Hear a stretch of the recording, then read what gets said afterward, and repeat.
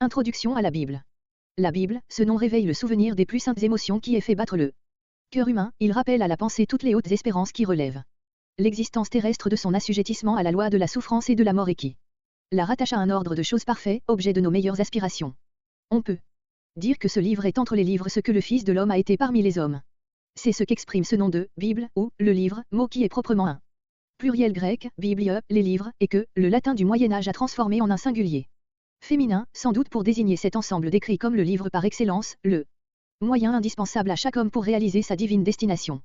La Bible n'est pas à proprement parler un livre unique, c'est un tout comprenant 66 écrits, composés durant les 15 siècles qui ont précédé la venue de Jésus Christ et pendant le siècle qui l'a suivi, et, s'il est permis de hasarder ce chiffre, par une cinquantaine des auteurs qui, sauf Saint Luc, ont tous été d'origine juive. Les 39 qui forment le premier recueil, appelé l'Ancien Testament, sont écrits presque entièrement en langue hébraïque, les 27 que comprend le second recueil, le Nouveau Testament, ont été composés en grec, c'était la langue qui, depuis les conquêtes d'Alexandre le Grand, était devenue en quelque sorte la langue universelle. Le lien qui réunit en un tous ces 66 écrits est la pensée commune du règne de Dieu, qui doit s'établir un jour au sein de l'humanité. Dieu accomplit, en effet, une œuvre à l'égard des hommes, œuvre d'éducation et de rédemption, qui doit aboutir à la parfaite réalisation du bien sur la terre. Mais cette œuvre ne peut s'accomplir sans le concours de l'homme. Être libre, nous devons nous y associer avec connaissance de cause, soit pour travailler à son accomplissement en nous-mêmes, soit pour la propager au sein de l'humanité. Pour l'un comme pour l'autre. De ces buts, il est indispensable que nous connaissions et comprenions ce travail divin. Et la Bible est le moyen permanent dont Dieu a voulu se servir pour procurer aux hommes cette connaissance. Qu'il nous soit permis de développer en quelques mots cette pensée. En créant l'homme à son image, Dieu s'est proposé de donner l'existence à un être qu'il put élever jusqu'à lui, associé à sa vie sainte et initié à ses pensées d'amour envers tous les êtres, afin de faire de lui l'organe de son activité et d'être un jour tout en lui. Aussi commença-t-il immédiatement à son égard un travail éducatif, dont l'acte le plus caractéristique fut un commandement propre à élever l'homme de la dépendance de ses instincts naturels à la pleine domination de lui-même, à la liberté morale. Cette œuvre d'éducation ne cessa point lorsque, par sa désobéissance, l'homme rompit volontairement le lien spirituel qui l'unissait à Dieu, mais elle changea de nature. Tout. En travaillant à élever l'homme, Dieu dut s'occuper de son relèvement. D'éducative, son œuvre devint rédemptrice, libératrice. Par la faute qu'il avait commise, l'homme s'était attiré de maux, il avait encouru la condamnation divine et il était tombé sous l'esclavage de ses penchants. Jésus l'a dit, celui qui fait le péché est esclave du péché. Point.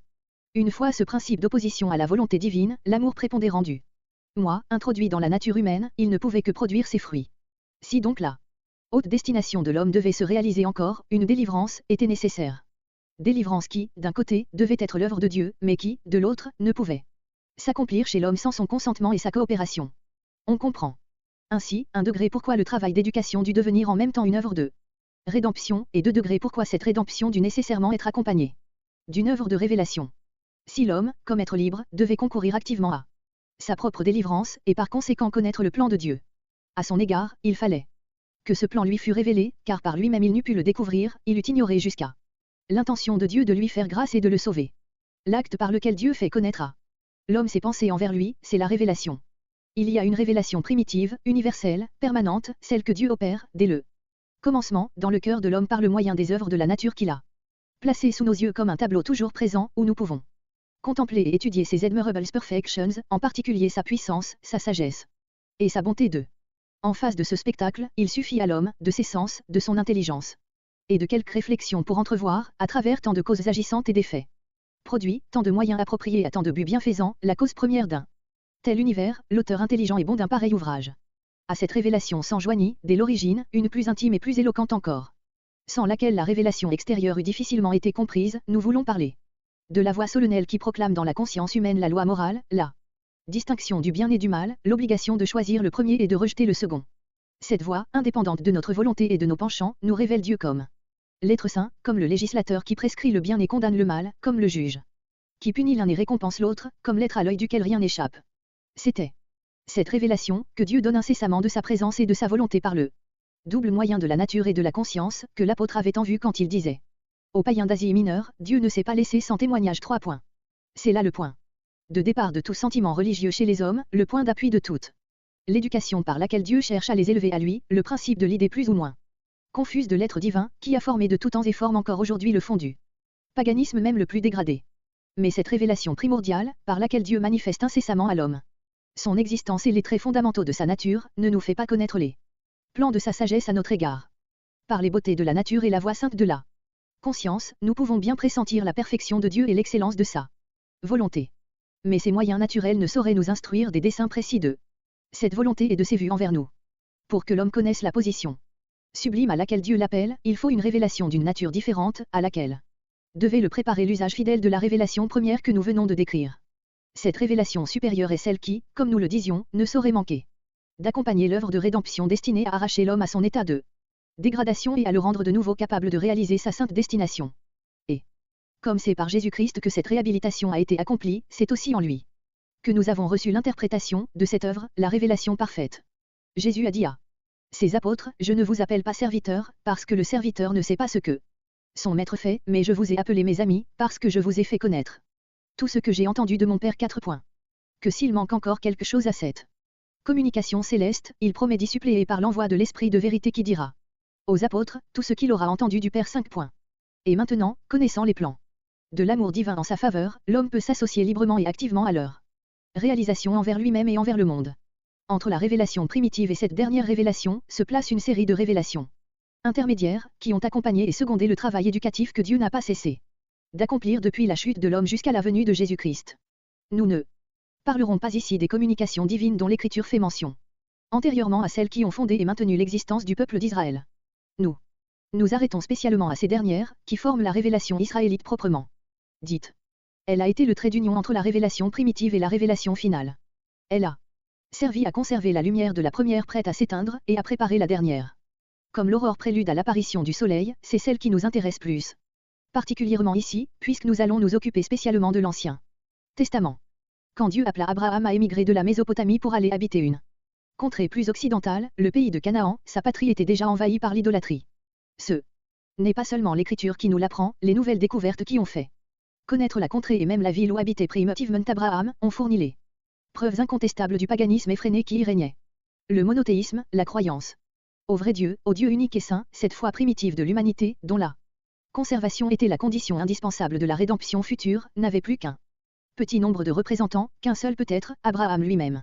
L'isoler de son milieu naturel, le transporter au loin chez des peuples avec lesquels il n'avait rien de commun, afin de fonder par son moyen un peuple nouveau, ce fut là le premier acte de l'œuvre rédemptrice, le commencement décisif de l'histoire du salut. Par là, Dieu se forma l'instrument qui devait lui servir d'organe auprès de toutes les autres familles de la terre 6, pour leur transmettre la bénédiction par laquelle il répondait à la foi et à l'obéissance d'Abraham. Dès le commencement, Dieu dirigea le développement de la famille d'Abraham, il maintint chez elle le flambeau de sa connaissance qui s'éteignait partout ailleurs. Plus tard, il l'attira de nouveau du milieu dans lequel il l'avait transplantée et où elle menaçait de se corrompre, et la transporta, pour des siècles, de Canaan en Égypte. Puis, l'arrachant brusquement de ce dernier pays, il l'emmena au désert, où il pourvut à sa conservation. Par la loi qu'il lui donna, il en fit un peuple complètement séparé de tous les autres et qu'en même temps il sanctifia pour son service par le culte qu'il institua dans son sein. Or, chacune des phases de ce travail éducatif fut accompagnée d'une révélation propre à en faire comprendre le sens. Quand Dieu, Elohim, appela Abraham, il se révéla à lui en prenant le nom de El Shaddai, le Dieu puissant, qui dispose en maître des forces de l'univers. Au moment de la sortie d'Égypte, ce Dieu Elohim se révéla à Moïse, et par lui au peuple, en sa qualité de Jahvé, Jéhovah, ce nom n'était pas entièrement inconnu auparavant, mais ce n'était pas encore celui sous lequel Dieu était ordinairement invoqué. C'est ce nom que nous traduisons par le mot l'Éternel, celui qui était qui sera, l'être qui existe par lui-même, non plus seulement donc l'être puissant, mais l'être absolu, celui qui seul est dans le plein sens du mot, qui n'a pas, comme tous les autres, passé du néant à l'existence, mais qui possède l'existence comme sa nature, celui par la volonté duquel seul, par conséquent, tout autre être existe et qui seul tient dans sa main le cours de l'histoire de l'humanité et de l'univers. Il se donne à Israël comme son Dieu national. Par lui, toute l'humanité, tout l'univers doivent concourir au bien de ce peuple, qui porte en son sein le salut du monde. La révélation de Dieu comme Shaddai plaçait la religion israélite au-dessus des autres, sa révélation comme Jéhovah en fait la religion unique. Il y a dans ce nom le démenti le plus absolu donné à l'existence de toute autre divinité, une déclaration de guerre à outrance adressée à toute divinisation de la créature, et à toute religion polythéiste. C'est là la raison pour laquelle ce nom divin se trouve placé comme à la base de l'existence du peuple élu. Voilà le principe sur lequel fut établie la législation du Sinaï et la constitution israélite. Par cette révélation d'Élohim comme Jéhovah, Israël devient le premier-né de Dieu, la première nation éclairée de sa connaissance, il est le peuple enrôlé pour travailler au Renversement du paganisme, le champion du règne et de la gloire de Dieu ici-bas. Ainsi, dès ses premières origines, l'histoire du salut a été accompagnée et même en quelque sorte créée par une série d'actes de révélation. Les agents de l'œuvre divine. Abraham, Moïse, ont été élevés à la connaissance du dessein de Dieu, afin de se consacrer à son exécution, et, par leur intermédiaire, leur peuple entier a reçu communication de cette lumière, afin de se l'approprier et de la réaliser dans sa vie collective et individuelle. Nous ne poursuivrons pas cette histoire dans ses détails, quiconque l'a étudiée, sait qu'elle est soumise tout entière à la même loi. Les révélations prophétiques ont éclairé chacune des phases de l'œuvre divine au sein du peuple, David, Salomon, Roboam. Leurs successeurs, le peuple en général jusqu'à la captivité, ont été visités par la lumière prophétique destinée tantôt à les humilier, tantôt à les relever, tantôt à les diriger. Comme les entretiens d'un père avec son enfant accompagnent chacune des mesures qu'il croit devoir prendre pour activer ses progrès, ainsi les révélations divines appuyaient nécessairement les dispensations extérieures, réjouissantes ou douloureuses, dont Israël était l'objet, et travaillait à les rendre fécondes pour son développement moral et intellectuel. La construction du temple, la captivité de Babylone, le retour de l'exil, toutes ces phases décisives ont été annoncées ou interprétées par les instructions prophétiques. C'était la condition de l'influence morale qu'elle devait exercer. Nous constatons ici une loi que Dieu lui-même a énoncée, quand il a dit « Cacherai-je à Abraham ce que je m'en vais faire? Car je sais qu'il enseignera à ses enfants, après lui à marcher dans mes voies. » Genèse 18.17-19. Cette même loi, le prophète Amos la formule également en disant « Dieu accomplira-t-il quelque chose? Qu'il ne le fasse connaître à ses serviteurs les prophètes. » Pour éduquer son peuple et préparer la rédemption, Dieu n'a pas seulement agi comme maître des événements, il a parlé, afin d'expliquer ses actes. Enfin, lorsqu'est venu le moment de réaliser le do suprême, celui du salut, il n'en a pas agi autrement, et, comme nous l'avons vu, la révélation parfaite a été l'un des éléments essentiels de l'œuvre finale. Nous pouvons maintenant comprendre ce qu'est la Bible. Elle n'a point été composée comme un catéchisme destiné à révéler un système de vérités religieuses ou de préceptes moraux, c'est le tableau gradué d'une histoire dont Dieu dirige le cours, parce que cette histoire est celle du développement de son propre règne, le compte-rendu de l'œuvre par laquelle se réalise sur la terre le plan divin. Cette œuvre, dans son développement, renferme toujours deux ordres de faits étroitement unis, les actes divins et les paroles divines, les dispensations historiques et les révélations qui les éclairent. Ces deux facteurs de l'histoire que nous retrace la Bible, ne nous sont connus que par elle. Nous ne pouvons donc nous associer à l'œuvre de Dieu, soit pour nous l'assimiler nous-mêmes, soit pour la présenter à d'autres, que par le moyen de ce document. C'est là ce qui fait sa valeur unique, sa dignité incomparable. C'est là ce qui justifie son nom de livre des livres. On a contesté souvent l'idée d'une série d'interventions et de révélations divines qui auraient accompagné l'histoire d'Israël et de l'humanité. Les uns admettent, il est vrai, un développement dans la conscience humaine et dans l'histoire du monde, et reconnaissent que ce progrès est conforme à l'intention de l'invisible Créateur, mais ils nient qu'il y mette lui-même la main en manière quelconque. Il suffit, pense-t-il, pour l'opérer, de l'exercice des facultés naturelles dont Dieu nous a doués au commencement, la raison, la conscience, la volonté. Au moyen de ces dons, l'homme est appelé à progresser spontanément.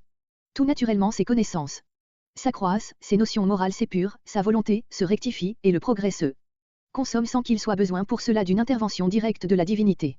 Ou bien l'on concède la nécessité d'une certaine coopération divine, mais on envisage ce concours d'en haut comme continu et purement intérieur. On pense que l'esprit infini soutient et stimule l'esprit humain dans son progrès, en faisant éclore successivement les germes de vérité et de sainteté qu'il a primitivement déposés en lui, et en dirigeant en même temps les événements extérieurs, pour les faire concourir au développement intellectuel et moral de l'humanité. Au premier de ces deux points de vue, qu'est la Bible. La réunion de deux éléments hétérogènes qu'il faut avoir soin de séparer, l'un comprenant toutes les vérités naturellement écrites dans la conscience et dans la raison humaine, toutes les nobles intuitions morales dont la Bible est devenue l'interprète le plus populaire, l'autre comprenant tous ces récits d'interventions et de révélations surnaturelles qui abondent dans la Bible, et dont il faut attribuer l'origine uniquement à la superstition et à l'ignorance des temps anciens. Il faudra donc trier dans ce livre l'élément vrai, qui n'est autre que le fruit de nos connaissances naturelles, et l'élément fictif qui, dans des siècles moins éclairés, a servi d'enveloppe au premier. D'après le second point de vue, les interventions divines dont il est fait mention dans les Écritures ne seraient pas de pure fiction, elles représenteraient seulement, sous une forme imparfaite et un peu grossière, le concours incessant que Dieu prête à l'esprit humain dans son travail, et tout ce que nous aurions à faire pour être dans le vrai à l'égard de la Bible, ce serait d'interpréter cet élément surnaturel de manière à le réduire au fait tout simple d'un secours providentiel, d'une coopération constante, par moments plus extraordinairement marquée, de l'esprit divin à l'activité humaine. A priori, on ne peut déclarer inadmissible l'un ou l'autre de ces points de vue sur l'histoire en général et sur la Bible en particulier. Rien n'empêche que Dieu n'ait suivi, dans l'éducation humaine, l'une ou l'autre de ces deux marches. La première serait plus conforme à l'intuition déiste, d'après laquelle Dieu, après avoir donné l'existence à l'homme, le laisse se tirer d'affaire par lui-même, sans plus s'occuper de lui que s'il n'était pas son ouvrage, se bornant à le regarder agir et lutter. La seconde est plus en rapport avec la conception panthéiste de l'univers, d'après laquelle Dieu vit lui-même dans le monde et dans l'homme, tous deux étant sa manifestation plutôt que son œuvre. Mais il y a une troisième conception de la relation entre Dieu et l'homme, et par là même aussi une troisième manière de considérer la Bible.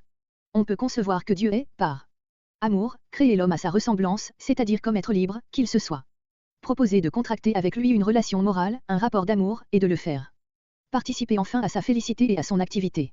De cette conception résulte immédiatement l'idée d'un travail éducateur de Dieu à l'égard de l'homme, et, si l'homme vient à se détourner du bien, l'idée d'une œuvre rédemptrice de Dieu envers cette créature coupable, mais aimée.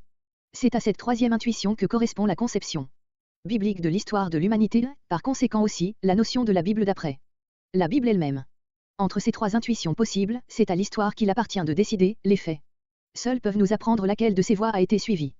Sans doute, nous ne connaissons l'histoire sur bien des points que par la Bible, mais il existe toute une série de faits dont nous avons le moyen de contrôler la réalité, indépendamment de toute autorité particulière attribuée aux documents bibliques. Voici les principaux de ces faits. 1. L'existence du peuple d'Israël, comme peuple complètement à part, que distingue de tous les autres le souffle monothéiste qui pénètre son histoire.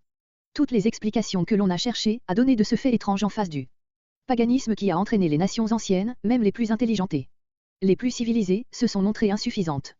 On a parlé de l'influence de la vie dans le désert. Mais cette vie est le partage de bien des tribus arabes qui ont vécu plongées dans l'idolâtrie. On a allégué une prédisposition particulière de l'esprit sémitique au monothéisme. Mais cette disposition de race est contredite par le polythéisme grossier de toutes les autres branches de cette famille. Syrienne, assyrienne, arabe, éthiopienne. Ne pouvant expliquer le fait, on a cherché à le dissoudre, on a nié le monothéisme national au temps de Moïse. Pour faire de cette croyance élever le produit de l'activité postérieure des prophètes. Mais, d'abord, n'y a-t-il pas là une pétition de principe? S'il n'y a pas de révélation, où les prophètes eux-mêmes ont-ils puisé ce monothéisme puissant au nom duquel ils luttent si ardemment contre l'idolâtrie populaire et qu'ils finissent par faire triompher. Mais surtout, il y a là une contradiction historique, comment les prophètes accuseraient-ils le peuple idolâtre d'infidélité à Jéhovah, si le principe monothéiste n'avait pas existé avant eux? Ils devraient se présenter en éducateurs, en initiateurs, mais non en censeurs, avec des discours pleins de reproches, d'appels à la repentance et de menaces. Comment le peuple lui-même, au retour de la captivité, reconnaîtrait-il si bénévolement dans cette catastrophe un juste châtiment qu'il s'est attiré par son idolâtrie, si aucune norme existant auparavant ne l'eût forcé à se condamner de la sorte? On ne saurait effacer de l'histoire ce grand fait, que, pendant que tous les autres peuples, même ceux qui s'élèvent à la civilisation la plus brillante, descendent le courant du paganisme, sous ses formes diverses, un seul peuple, l'un des plus petits, à certains égards, des moins cultivés, tout saturé, lui aussi, des mêmes instincts idolâtres, remonte néanmoins ce courant qui entraîne tous les autres. Comme s'il était porté par une invisible main, et finit par arriver au monothéisme le plus absolu. Ce n'est pas tout, il y a ici un trait plus étonnant encore, Israël ne possède pas seulement, lui seul, la vraie connaissance, mais il porte en lui même la conscience distincte et absolument certaine d'exercer une mission. Envers le monde, il se sait appelé à faire triompher la foi monothéiste dans l'humanité et à conduire à l'obéissance de son Dieu tous les autres peuples. S'il y a là un fait purement naturel, comment ne s'est-il jamais produit ailleurs rien de pareil? Ou trouver en Grèce, chez ce peuple le mieux doué de l'ancien monde, le moindre indice d'un travail civilisateur qui aurait eu pour but le reste de l'humanité. Il est donc impossible de ne pas constater, dans l'existence et l'histoire d'Israël, une intervention divine particulière de la chaîne des prophètes depuis Moïse et spécialement depuis Samuel, jusqu'après le retour de la captivité. Durant 6 siècles au moins, nous constatons l'apparition d'une série d'hommes dont chacun reprend le travail de ses devanciers, qui ne cherchent rien pour eux-mêmes, qui sacrifient toute leur existence au devoir de faire triompher la connaissance et le culte de Jéhovah, du Dieu unique et saint, dans la conscience et la vie de leur peuple, qui luttent dans ce but avec une indomptable énergie, acceptant tous les outrages et toutes les souffrances que leur attire cette mission, se déclarant eux-mêmes appelés à cette lutte sainte par Jéhovah, parfois cherchant à échapper à une si rude tâche, mais toujours ramenés à l'œuvre par la puissance qui les domine. D'autres peuples, sans doute, ont eu des sages qui ont entrevu de hautes vérités et en ont fait part à quelques adeptes. Mais où trouver une apparition analogue à la chaîne d'or non interrompue dont les prophètes israélites sont les anneaux? 3. La nature des paroles qu'apportent les prophètes de la part de Jéhovah.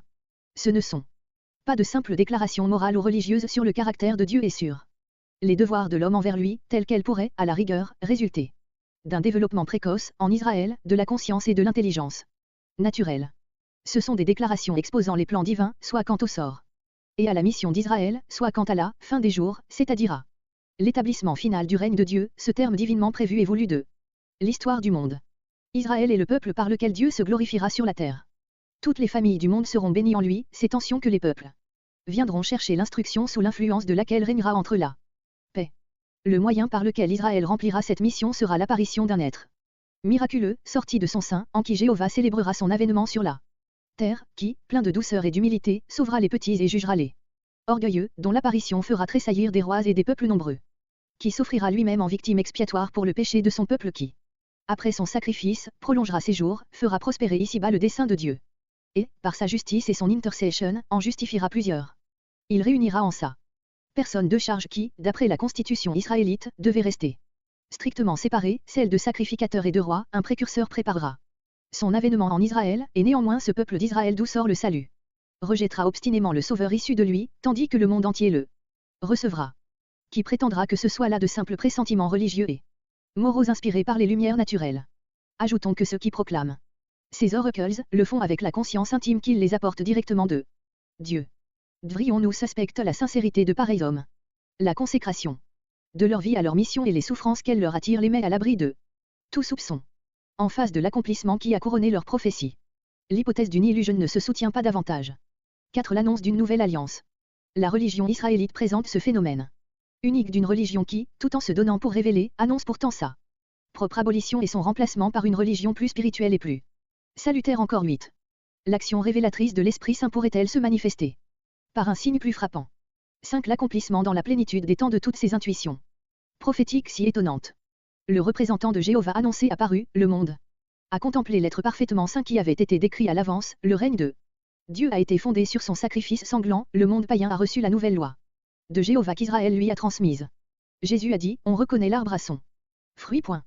L'apparition sainte et l'œuvre d'amour de Jésus, au terme de l'histoire d'Israël, suffirait pour démontrer l'origine divine de l'arbre qui a porté ce divin fruit. Il nous paraît donc qu'entre les trois conceptions exposées plus haut, l'histoire a décidé, Dieu est intervenu, il s'est manifesté en actes et en paroles, et la Bible est le document dans lequel ont été consignés et conservés, par sa volonté, ses dispensations envers les hommes et les révélations par lesquelles il leur a donné graduellement l'intelligence de ses desseins. Mais devons-nous pour cela envisager la Bible comme un livre dicté directement par l'Esprit divin aux hommes qui l'ont rédigé? On a souvent compris dans ce sens-là. Parole ainsi traduite, toute l'écriture est divinement inspirée, et on a cru pouvoir faire de la Bible un recueil d'oracles tombés du ciel, que ses auteurs n'auraient fait que consigner. Mais la Bible elle-même n'autorise pas une pareille conception. Les écrivains de l'Ancien Testament, quand ils racontent l'histoire du peuple, citent fréquemment les sources où ils puisent les faits qu'ils rapportent, ce sont des écrits plus anciens que les leurs, et nous n'avons aucun droit d'étendre à ceux-ci la notion d'inspiration directe que nous prétendrions appliquer à l'écrivain biblique. Dans le Nouveau Testament, l'un des 4 évangélistes, Saint Luc, nous déclare qu'il n'a composé son évangile qu'après avoir recueilli tous les renseignements qu'il a pu obtenir sur l'histoire du Sauveur neuf. Aurions-nous le droit d'étendre le dos de l'inspiration absolue aux diverses personnes qu'il avait consultées? Il y a plus, quelquefois les récits parallèles d'un même fait, contenus dans différents livres bibliques, ne s'accordent pas entièrement, ce cas se présente même dans nos récits évangéliques. Ces différences n'ont aucune importance si l'on envisage les Écritures comme destinées à nous faire connaître l'œuvre de Dieu pour le salut de l'humanité, mais elles nous paraissent décisives pour exclure une conception de la Bible qui laisserait supposer que l'Esprit divin s'est quelquefois contredit lui-même. Il y a dans le Nouveau Testament une foule de citations tirées de l'Ancien, et le sens donné par l'écrivain chrétien au passage qu'il cite n'est pas toujours exactement conforme au sens que ce passage avait dans l'original hébreu. Cette différence résulte parfois de ce que les auteurs du Nouveau Testament citent fréquemment l'Ancien d'après la version grecque faite à Alexandrie édite des Septante, version qui s'écarte bien souvent du vrai sens du texte hébreu. D'autres fois, les apôtres paraissent cités simplement de mémoire. De pareils faits seraient inexplicables si, dans tous ces cas, c'était l'Esprit Saint qui s'était cité lui-même. Comment aurait-il pu le faire? Inexactement. Enfin, on ne saurait méconnaître chez les écrivains sacrés toute la réalité des émotions et des sentiments humains. Sans doute l'Esprit Saint domine les mouvements de leur âme, mais ces mouvements n'en sont pas moins ceux de la personne même qui les exprime. Si l'on constate une certaine variété dans la manière dont ils conçoivent et présentent la pensée du salut divin, d'où cela vient-il, si ce n'est de ce que chacun d'eux a un passé qui l'a rendu apte à saisir ce salut sous un certain aspect plutôt que sous un autre. Ce fait n'exclut nullement l'action révélatrice de l'esprit, mais il montre qu'il faut la comprendre de manière à ne pas écarter le concours des expériences personnelles de l'écrivain sacré dans la formation de sa conception religieuse. Entre l'Ancien et le Nouveau Testament il y a aussi des différences résultant de la nature progressive de la révélation divine. Ainsi quand les auteurs de certains psaumes maudissent leurs ennemis personnels ou ceux du peuple israélite, au point de vue de la révélation qu'ils avaient reçue, celle de la loi, ils ont raison, œil pour œil, dent pour dent. Point. Mais, quand la révélation aura fait un pas de plus et que la charité aura triomphé de la loi, il ne sera plus possible aux organes de l'Esprit divin de parler ainsi, et les accents du pardon remplaceront les appels à la juste rétribution. Dans des cas comme ceux-là, le partisan de l'inspiration absolue devra reconnaître, pour le moins, que l'Esprit Saint a voilé momentanément une partie de sa lumière pour s'accommoder à l'état d'imperfection des époques plus anciennes, en vue desquelles il inspirait l'auteur sacré. Pour toutes ces raisons, nous ne saurions envisager la Bible comme exposant d'un bout à l'autre et à titre égal une révélation divine immédiate. Elle est, comme nous l'avons dit, non la révélation elle-même, mais le document des révélations que Dieu a donné dans le cours de l'histoire du salut. Il y a dans la Bible des parties qui reproduisent directement ces révélations, c'est le cas dans les nombreux passages où l'écrivain sacré, après avoir reçu la communication divine, déclare lui-même qu'il énonce ce que l'Éternel lui a dit, ainsi bien souvent chez les prophètes, ainsi encore chez saint Paul lorsqu'il expose son évangile, dont il a reçu la connaissance par Christ lui-même, ou lorsqu'il rapporte certains faits particuliers, tels qu'il l'a reçu du Seigneur 10. Il y a d'autres parties dans lesquelles la relation entre l'acte révélateur et la teneur du texte biblique est moins directe, ainsi dans les portions historiques puisées soit dans la tradition nationale ou dans la narration apostolique, soit dans les souvenirs personnels de l'auteur, soit dans le récit plus ancien de quelques témoins des faits. La révélation porte plutôt alors sur le point de vue auquel les faits nous sont présentés. Car l'Esprit Saint, en général, ne révèle pas l'histoire, mais il en dévoile le sens et il donne à l'écrivain de la contempler et de la reproduire sous son vrai jour. Par exemple, lorsque les historiens de l'Ancien Testament prononcent un jugement sur les événements et sur les hommes, ne semble-t-il pas avoir en main la balance divine? Ou quand chacun des évangélistes présente l'une des phases de la gloire spirituelle de Jésus-Christ, ne touchons-nous pas du doigt l'accomplissement de cette promesse du Seigneur lui-même, quand l'Esprit de vérité sera, il me glorifiera en vous 11 points. Qu'importe si, à côté de cela, l'écrivain vient à commettre dans sa narration une inexactitude de détail, à mettre par exemple 2 aveugles ou 2 démoniaques là-haut. Les autres narrations ne parlent que d'un seul. Jésus en est-il moins pour cela la lumière du monde, le pain de vie de nos âmes? Il y a aussi des portions qui expriment moins une révélation nouvelle que les sentiments produits chez l'écrivain ou les réflexions qui lui sont suggérées par les révélations antérieures. On remarque souvent chez les prophètes qu'après avoir énoncé la parole divine qui a été formée dans leur cœur par l'Esprit, ils en font le texte d'un développement et le point de départ d'application pratique, sous la direction du même Esprit qui leur a donné la révélation proprement dite.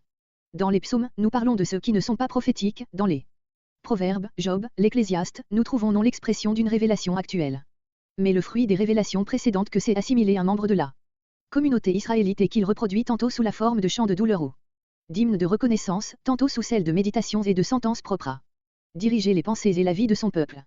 On peut appliquer une appréciation analogue à ces écrits du Nouveau Testament qui, sans être apostoliques quant à leurs auteurs, le sont quant à leur esprit, comme les épîtres de Jacques et de Jude, compagnons d'œuvre des apôtres, les auteurs de ces écrits partent de la révélation générale accordée aux apôtres touchant la personne et l'œuvre de Christ et la reproduisent avec l'autorité et les lumières de leurs expériences personnelles. De tels écrits peuvent être envisagés comme la transition entre les écrits apostoliques proprement dits, qui forment le noyau du Nouveau Testament, et ce dont se compose la littérature chrétienne des âges subséquents. Malgré ces différences entre les écrits bibliques, il faut se garder de méconnaître la ligne de démarcation très distincte qui les sépare, dans leur ensemble, des autres ouvrages juifs ou chrétiens.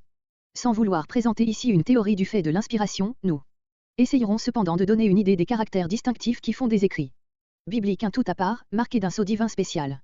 1. Les écrits bibliques émanent certainement en général de l'époque où c'est préparé, ainsi que de celle où a été accompli le salut divin, par conséquent des 2 époques où ont eu lieu les révélations préparatoires et les révélations définitives.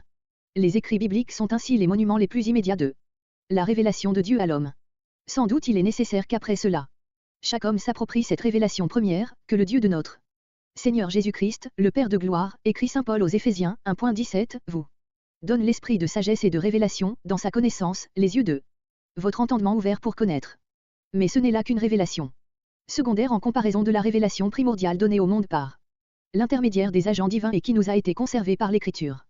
Celle-ci est le moyen par lequel celle-là s'opère, comme les photographies multiples d'une figure procèdent toutes du cliché qui l'a reproduite sur l'original. Les écrits juifs postérieurs à l'Ancien Testament, la sagesse de Jésus, fils de Sirach, la sapience de Salomon, les livres des Maccabées, les traités de Philon, qui ne procèdent plus de l'époque révélatrice, ne possèdent de la lumière donnée dans que ceux qui l'ont emprunté aux écrits bibliques. Il en est de même dans l'Église des écrits des pères et des réformateurs, ainsi que de tout témoignage ou enseignement chrétien, par rapport aux écrits du Nouveau Testament. Jésus disait dans sa dernière prière, en parlant des apôtres, je te prie pour tous ceux qui croiront en moi par leurs paroles. Sans doute on peut discuter sur l'origine de tel ou tel d'entre les livres bibliques. Et se demander si sa composition appartient réellement à l'époque des prophètes. Ou à celle des apôtres. Mais quant à l'ensemble, la question n'est pas douteuse. Et lorsque le fait de la composition prophétique ou apostolique ne ressort pas directement du livre lui-même, il y a là pour l'Église un objet d'étude sérieuse, auquel elle n'a pas plus le droit de se soustraire aujourd'hui qu'elle ne l'a fait dans les premiers temps de son existence. 2. À ce premier caractère des documents bibliques, leur origine dans la période même des révélations divines, s'en rattache étroitement un second, leur inspiration. Dieu n'a pas créé l'homme en vue de sa ressemblance sans se réserver les moyens de communiquer intérieurement ou extérieurement avec lui. Celui qui s'appelle le Père des esprits de toute chair ne saurait s'être fermé l'accès du cœur de ceux dont il voulait faire ses enfants. Lors donc que sonne dans le cours de l'histoire l'une de ces heures où il se propose d'imprimer une impulsion nouvelle à son œuvre éducative et rédemptrice, il entre en relation directe avec l'homme qu'il juge le plus apte à devenir l'agent de ce progrès, et il lui révèle sa pensée. Il s'opère alors entre Dieu et l'esprit de cet homme un contact immédiat, dont le mode est pour nous incompréhensible peut-être, mais de la réalité duquel les faits mentionnés plus haut ne nous permettent pas de douter. Ce contact direct avec la présence de Dieu ne peut manquer de produire une commotion profonde chez celui qui en est l'objet, et c'est cette vibration spirituelle de l'esprit de l'homme au souffle de l'esprit divin qu'on a désigné, dès les temps les plus anciens, par le nom d'inspiration. Elle se fait sentir avec le plus d'intensité chez l'organe immédiat de la révélation, mais elle se propage, à un moindre degré de force, chez tous ceux qui reçoivent de sa bouche connaissance de la pensée divine, de sorte que le milieu tout entier où a lieu l'acte révélateur participe en quelque mesure à l'état d'élévation spirituelle du à cette communication d'en haut. Le fait de l'inspiration se reconnaît à deux traits qui sont très sensibles dans nos écrits bibliques et qui les distinguent de tout autre livre. L'un est de nature positive, c'est l'intérêt absorbant de la gloire de Dieu. L'Éternel s'est manifesté lui-même, il a fait surgir dans l'esprit de celui qu'il a choisi pour agent l'intuition lumineuse de ses desseins de grâce et de sainteté. Il lui a communiqué une force qui doit devenir créatrice dans le développement de son œuvre, un rayon de sa gloire est descendu dans cette âme, le feu du elle, d'un zèle consumant, s'y est allumé. À ce premier trait de nature positive en correspond immédiatement un second d'un caractère négatif, l'anéantissement. Du moins momentané, chez l'instrument choisi de Dieu, de la recherche du moi. Du soin de sa personne et de sa gloire, de la confiance en sa propre force et en sa propre sagesse. Là où Dieu paraît, l'homme s'efface, il disparaît comme individu. Et comme membre de son peuple. L'amour-propre personnel, l'esprit de parti, la gloriole nationale n'ont plus le droit de parler là où Dieu a fait entendre sa voix. Et c'est là précisément le caractère qui nous frappe en lisant les pages même les plus prosaïques de l'Écriture sainte. Tout est pour Dieu, rien pour l'homme. 2. Là l'objectivité calme et en quelque sorte impassible, avec laquelle sont racontées les scènes les plus émouvantes, de là la sincérité avec laquelle sont dévoilés les péchés du peuple et de ses héros, les chutes d'un Moïse et d'un Aaron, les faiblesses d'un Samuel, les actes honteux d'un David, les égarements d'un Salomon, les fautes d'un Ézéchia. Qu'on relise les jugements sommaires portés sur les règnes des rois, les tableaux pleins de franchise des dispositions morales et de la conduite du peuple entier. Du commencement à la fin de cette sainte histoire, nul n'est épargné, tout homme est jugé, même les interprètes de la pensée de Dieu, les prophètes, tels qu'Élie, Nathan, Jonas, nous avons déjà nommé Moïse et Samuel, de telle sorte que si, au point de vue de la grâce et de l'élection divine, Israël est le premier des peuples, au point de vue de la conduite religieuse et morale il apparaît comme le plus coupable et le plus endurci de tous. Le peuple de Colroide, le serviteur dur et aveugle, comme aucun autre. Il y a plus ici que le jugement de la conscience israélite, il y a celui de la sainteté divine elle-même. Chaque historien profane cherche plus ou moins à glorifier sa nation, son parti. Ici, l'histoire n'a de parti pris que pour Dieu. C'est le seul être que le document biblique glorifie. Il suffit de ce caractère pour savoir si ce livre est inspiré par l'esprit de l'homme ou par celui de Dieu. On n'a jamais vu que la tendance propre de l'esprit humain ait été d'exalter Dieu et d'abaisser l'homme. Ce trait incomparable des écrits sacrés se rattache à celui que nous avons signalé. En premier lieu, leur composition à une époque encore toute frémissante de l'ébranlement dû à l'action révélatrice et au contact immédiat de l'apparition divine. Il ressort d'une manière plus frappante encore quand nous comparons les écrits bibliques avec les livres juifs qui ont paru durant la période qui a séparé le dernier des prophètes de la venue de Jésus-Christ. Qu'on ouvre, par exemple, les livres des Maccabées, et l'on n'en aura pas lu quelques pages que l'on verra se dresser devant soi, avec toute sa satisfaction de lui-même, cet esprit national juif. Que dans les livres de l'Ancien Testament l'Esprit de Dieu avait constamment tenu en bride. 12. Cette inspiration ne saurait empêcher toute erreur. Mais elle bannissait l'écrivain toute recherche vaniteuse du moi, toute préoccupation intéressée, nationale ou personnelle. Et n'est-ce pas ce mode d'inspiration que l'apôtre avait en vue quand il disait « Tout écrit divinement inspiré est utile pour enseigner, pour convaincre, pour corriger, pour former à la justice, afin que l'homme de Dieu soit préparé pour toute bonne œuvre » de Timothée 3.16-17. La Bible est l'écho le plus immédiat de l'œuvre et des révélations divines pour le salut de L'humanité. C'est le document voulu de Dieu et inspiré par lui, pour en conserver au monde la connaissance authentique. Mais la Bible est quelque chose de plus que cela. Monument du travail passé de Dieu, elle est encore l'agent de son travail actuel et futur. Elle reste, jusqu'à la fin des temps, le moyen indispensable par lequel se continue l'œuvre rédemptrice. Il n'est pas difficile de se représenter ce que deviendrait dans le monde et dans chaque âme l'œuvre du salut, si la Bible venait à manquer. Sans doute l'union de l'esprit divin et de l'esprit humain, dont la Bible est le fruit, reste pour nous un mystère. Il n'en est pas moins vrai que ce fait sublime s'impose à notre conscience, et que tout fidèle qui se fait de la lecture journalière de la Bible une sainte habitude, peut ratifier ce mot d'un théologien de nos jours. 13 d'autres livres me parlent de Dieu, dans la Bible, c'est Dieu qui me parle de lui-même. Puisse la publication de la Bible annoter faciliter à plusieurs l'intelligence et l'appropriation du contenu de ce livre, que l'on pourrait appeler le journal des relations entre Dieu et l'homme. Puisse-t-elle contribuer à créer dans nos églises de langue française un nombre public, qui, avide de se nourrir journellement de l'aliment descendu du ciel pour donner la vie au monde, le trouve et le reçoive en Jésus-Christ, la substance des Écritures juives et chrétiennes. Ce sont elles qui nous apprennent à le connaître, lui qui devait venir, qui est venu et qui revient. À lui, dans l'unité avec le Père, soit la gloire. Note 1. Il est clair que l'on ne peut énoncer ce chiffre que comme une approximation. Qu'on se rappelle, par exemple, le livre des psaumes, comprenant 150 cantiques, dont le plus grand nombre sont d'auteurs inconnus. 2. Romains 1.20, car les perfections invisibles de Dieu, sa puissance éternelle et sa divinité, se voient comme à l'œil dans ses ouvrages, depuis la création du monde. 3. Acte 14.17. 4. Jean 15.15. 5. Jean 16.13. 6. Genèse 12.3. 7. Exode 6.3, 3.14-15. 8. Jérémie 31.31-34, voici, les jours viennent que je traiterai une nouvelle alliance avec la maison d'Israël, non selon l'alliance que je traitais avec leur père, quand je les fis sortir d'Égypte. 9. Luc 1.3, il m'a aussi paru bon, très excellent Théophile, après m'être informé exactement de toutes choses dès le commencement, de te les écrire par ordre. 10. Galates 1.11-12, 1 Corinthiens 11.23, comparé avec 1 Corinthiens 2.13. 11. Jean 16.13-14. 12. Sous ce rapport, le livre d'Esther se place à l'extrême limite de l'Ancien Testament. Toutefois la gloriole israélite y est encore contenue par le souffle général des Écritures. Mais on ne s'étonne pas de la prédilection qu'éprouve pour ce livre le judaïsme moderne. 13. Rose. Introduction au Pentateuque. Et le contenu et la pensée du Pentateuque. Les 5 premiers livres de l'Ancien Testament portaient chez les Juifs le nom collectif de le livre de la loi, ou la loi de Moïse, ou simplement la loi. Les pères de l'Église, Tertullien, Origène, se conformant sans doute à un usage plus ancien, qui remontait peut-être au temps de la traduction des Septante, donne à ces livres le nom de Pentateuque. Ce mot, d'origine grecque, signifie littéralement le livre aux 5 étuis, c'est-à-dire les 5 rouleaux ou volumes. Chacun de ces écrits était désigné par les Juifs au moyen des mots qui le commençaient, et dont on faisait une sorte de titre, ainsi pour le premier, Breskit, au commencement. Le second, Veles Shemot, et ce sont ici les noms. Le troisième, Vajijikera, et il appela. Le quatrième, Vajedabe, et il dit, ils appellent aussi ce livre Bamidbar, dans le désert, non tiré du contenu du livre.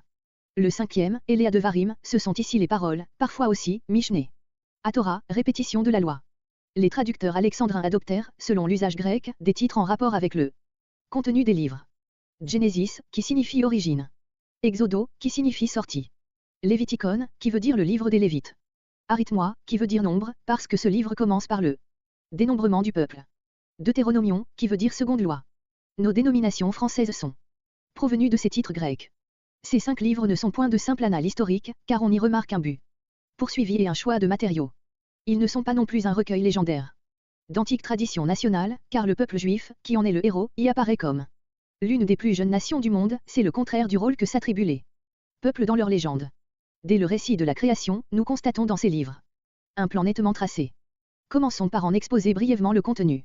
Le premier, la Genèse, nous conduit de la création du monde jusqu'à l'établissement de la famille d'Abraham en Égypte, c'est un espace de temps d'environ 2300 ans. Le second, l'Exode, raconte la sortie d'Égypte et le voyage des enfants d'Israël jusqu'au Sinaï. Le troisième, le Lévitique, renferme les ordonnances concernant le culte, donné pendant le séjour au Sinaï. Le livre des Nombres reprend le récit interrompu à la fin de l'Exode et retrace le voyage qui conduisit les Israélites du Sinaï aux frontières de Canaan. Ce livre comprend un espace de temps d'environ 38 ans. Enfin dans le Deutéronome nous trouvons les dernières exhortations adressées par Moïse, peu avant sa mort, au peuple qui se disposait à occuper la terre promise. Les matériaux qui entrent dans la composition de ces 5 livres sont très divers, des récits, des généalogies, des lois, des discours Cependant, de tout cet ensemble se dégage une pensée unique aux yeux de celui qui cherche à pénétrer l'esprit qui l'inspire. Dans un sens général, le fait auquel tend toute cette histoire, aussi bien que la Bible entière, c'est l'établissement final du règne de Dieu sur toute la terre. Le récit de la création du monde nous montre l'apparition du futur théâtre de ce règne, celui de la création de l'homme, la formation de l'être qui en sera l'agent, et ainsi de suite. Dans un sens plus particulier, les événements racontés dans le Pentateuque tendent tous vers un fait plus rapproché, celui qui posera le fondement de ce règne divin, l'établissement du peuple descendu d'Abraham dans la terre de Canaan. C'est dans ce pays en effet que le règne de Dieu doit être réalisé par Israël sous sa forme préparatoire. Entrons maintenant dans l'analyse détaillée du contenu de ces 5 livres, et nous comprendrons plus distinctement ce double but, à la fois général et particulier, qui domine le récit des événements. Le fait central de l'histoire racontée dans la Genèse est la vocation d'Abraham, chapitre 12, qui doit devenir le père du peuple, instrument futur des desseins divins. Cet appel, adressé au patriarche, est l'ouverture de la période dite particulariste, durant laquelle le peuple juif doit représenter seul ici-bas le règne de Dieu. Cependant cet événement décisif avait été précédé et motivé par toute la série des faits primordiaux qui concernent l'humanité tout entière. Aussi sont-ils retracés dans les 11 premiers chapitres. L'humanité est au point de vue du récit de la Genèse le but premier et constant de l'œuvre de Dieu. Le peuple d'Israël n'est que le moyen choisi de Dieu pour atteindre ce but général. Si le point de vue national juif eût inspiré le récit, la narration se serait ouverte par l'appel d'Abraham. C'est parce que dès l'abord elle a eu en vue le salut universel, qu'elle commence par l'histoire de l'humanité primitive. L'horizon qu'embrasse le récit dépasse dès les premières pages de la Genèse celui du peuple d'Israël. Mais cela n'empêche point que, dès l'abord aussi, le récit ne tende directement à l'histoire d'Abraham comme premier fait saillant dans l'établissement du règne de Dieu. C'est ce que montre clairement la série des tables généalogiques dans les 11 premiers chapitres, car ces listes de noms partant d'Adam se dirigent en droite ligne vers le personnage d'Abraham, elles aboutissent à Térakh, son père. On constate le même but en étudiant les événements racontés, la création de l'univers et de l'humanité, condition nécessaire du règne de Dieu, le séjour dans le paradis. Commencement virtuel de ce règne, la chute de l'homme, qui en entrave le développement et qui font d'ici-bas un règne opposé, le châtiment du déluge, par lequel Dieu détruit une humanité devenue impropre à l'accomplissement de son dessein, et là renouvelle en quelque mesure, la tentative de la tour de Babel, nouvelle révolte qui éloigne encore une fois l'homme de sa destination. Tous ces faits font ressortir la nécessité, si Dieu ne veut pas abandonner son but, de recourir en vue du salut à une mesure d'un nouveau genre. C'est ainsi que nous sommes amenés à la vocation de l'homme en qui s'incarne la grande espérance de l'humanité. Comme Noé avait été choisi pour sauver matériellement notre race, Abraham est élu pour la sauver spirituellement en conservant, ce qui fait la dignité de l'homme, la connaissance du Dieu unique et saint et la confiance en lui. Après avoir ainsi atteint, comme par un procédé de concentration graduelle, son premier but, Abraham, le récit de la Genèse nous montrant lui dès ce moment le point de départ d'un salut qui va grandir jusqu'à embrasser tous les peuples. Nous suivons le patriarche en Canaan, cette terre destinée à devenir l'héritage de sa famille. Abraham y devient le père d'Isaac, et par lui de la famille élue. Les Cananéens ne sont pas encore mûrs pour la destruction à laquelle les condamne leur corruption croissante, c'est pourquoi la famille d'Abraham, qui doit les remplacer, mais qui déjà commence à se corrompre avec eux, est transplantée en Égypte. Là elle se multiplie rapidement et devient ce grand peuple qui, à l'heure marquée, sera en état de conquérir et d'occuper le pays des Cananéens. En même temps que nous voyons ainsi grandir la famille d'Abraham, le récit nous montre comment ces branches latérales, qui ne doivent pas faire partie du peuple élu, sont successivement éliminées et établies dans les contrées environnantes, ainsi Lot, neveu d'Abraham, Ismaël, fils du patriarche, et Ésaü, fils d'Isaac. Le livre se termine par la mention de deux faits qui font clairement comprendre la portée du récit, l'inhumation de Jacob dans la caverne de Macpéla, autrefois achetée par Abraham en Canaan, et qui était pour la famille du patriarche comme le gage de la possession future de ce pays, puis la promesse que Joseph, mourant, exige des siens et par laquelle il s'engage à transporter ses restes en Canaan, quand l'Éternel y fera remonter son peuple. La Genèse pose ainsi bien clairement les bases de la conquête future de Canaan. Ce livre est comme la prise de possession anticipée de la terre promise. L'événement capital de l'Exode est le dos de la loi en Sinaï, chapitre 20. Tout ce qui précède ce fait est destiné à le préparer. L'accroissement extraordinaire de la famille de Jacob en Égypte, la persécution dont elle est l'objet sous une nouvelle dynastie, la naissance et la conservation merveilleuse de Moïse, son éducation à la cour de Pharaon, son long exil au désert de Madian, l'appel que lui adresse l'Éternel, les plaies d'Égypte, la sortie du peuple, le passage de la mer Rouge, le voyage jusqu'au Sinaï, toutes ces circonstances racontées dans la première partie de l'Exode sont le préambule de la grande scène de la promulgation des 10 commandements dans lesquels se résume la loi tout entière. Pendant son séjour en Égypte, la famille d'Abraham était devenue un peuple. Or un peuple doit avoir une constitution qui en fasse un tout bien organisé, la loi est la constitution nationale, politique et religieuse, d'Israël. Après le dos de la loi est Raconté, dans la seconde partie du livre, la construction et la consécration du tabernacle. Ce fait est la conséquence nécessaire de la promulgation de la loi, car le sanctuaire est à la fois le temple et le palais du Dieu et roi d'Israël habitant au milieu de son peuple. Mais si Israël est maintenant une nation organisée, ce n'est pas en vue d'une existence prolongée au désert, un meilleur séjour l'appelle, le moment est venu de se remettre en marche. Israël possède un sanctuaire où son Dieu veut chaque jour se rencontrer avec lui. Cependant les conditions de cette rencontre solennelle doivent être fixées, et c'est là le but des règlements relatifs au culte et à la sainteté d'Israël, que renferme le Lévitique. On pourrait appeler ce livre le manuel des Lévites, des agents du culte. Il contient d'abord une série d'ordonnances sur les sacrifices, sur la consécration des sacrificateurs, sur la distinction entre les animaux purs et impurs et sur les différentes sortes de souillures. Nous arrivons ainsi à l'ordonnance qui forme comme le couronnement de tout le système cérémoniel, celle du jour des expiations, renfermée au chapitre 16. En ce jour unique dans l'année, le grand sacrificateur doit entrer dans le lieu très saint, pour y faire la propitiation des péchés des sacrificateurs et du peuple. Après cela, le Lévitique contient une foule d'ordonnances relatives à la sainteté de la vie chez les membres du peuple et chez les sacrificateurs, puis l'institution des fêtes israélites, hebdomadaires, mensuelles, annuelles, septannuelles, et enfin l'ordonnance relative à la fête semi-séculaire du jubilé, type du repos saint et parfait du règne de Dieu accompli.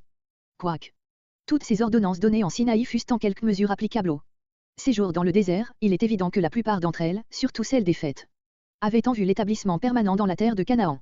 Le livre des Nombres renoue avec le récit de l'Exode. La narration est dominée tout entière, comme dans les livres de la Genèse et de l'Exode, par un fait principal, le rejet d'Israël et la condamnation de tous les hommes faits, sortis d'Égypte, à périr dans le désert, chapitre 14. Les faits renfermés dans les 13 premiers chapitres, le dénombrement du peuple, les ordres relatifs aux campements et aux modes de transport du sanctuaire, la célébration de la Pâque, le départ du Sinaï, enfin l'envoi des espions et la révolte du peuple à l'occasion de leur retour et de leur rapport, ces faits aboutissent à la sentence de mort prononcée sur Israël.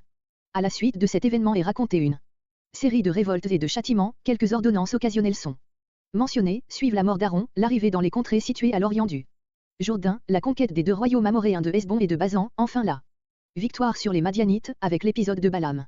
À ce moment, tout est prêt pour l'entrée en Canaan et pour le passage du Jourdain. En retraçant ainsi la marche du peuple depuis le Sinaï jusqu'au seuil du pays de Canaan, et en nous révélant le jugement dont le peuple fut frappé dans le désert, ce livre nous explique la longue durée de ce voyage de 40 ans, qui aurait pu se faire en quelques semaines ou en quelques mois. Le peuple qui venait d'arriver au Jourdain n'avait pas, dans sa majeure partie, assisté lui même à la scène du dos de la loi où, après 40 années écoulées, n'en conservait qu'un souvenir confus. C'est pourquoi Moïse, prenant en quelque sorte la place de l'Éternel en face de ce nouvel Israël, lui fait entendre une répétition de la loi, c'est là le contenu du Deutéronome. Il s'acquitte de cette tâche librement, sans s'assujettir à la lettre, cherchant à faire pénétrer dans le cœur du peuple l'esprit de la loi, plutôt que de lui en répéter textuellement la teneur. Dans un premier discours, il retrace les principaux événements du voyage à travers le désert, dans un second, il répète et développe les points de la loi dans lesquels ressort le mieux l'esprit de piété et d'humanité qui doit distinguer le peuple de Dieu. Le troisième renferme une sommation finale, adressée à Israël. Le livre se termine par l'indication des dernières mesures prises par Moïse en vue de l'entrée en Canaan, et par le récit de sa mort. En résumé, 3 livres retraçant le cours de l'histoire, la Genèse depuis la création jusqu'au séjour en Égypte, l'Exode, de la sortie d'Égypte jusqu'au Sinaï, les Nombres, du Sinaï au seuil de Canaan, et 2 livres en quelque sorte supplémentaires, le Lévitique, fixant le mode du culte, et le Deutéronome, consacrant le peuple pour la tâche qu'il doit remplir sur le sol choisi de Dieu.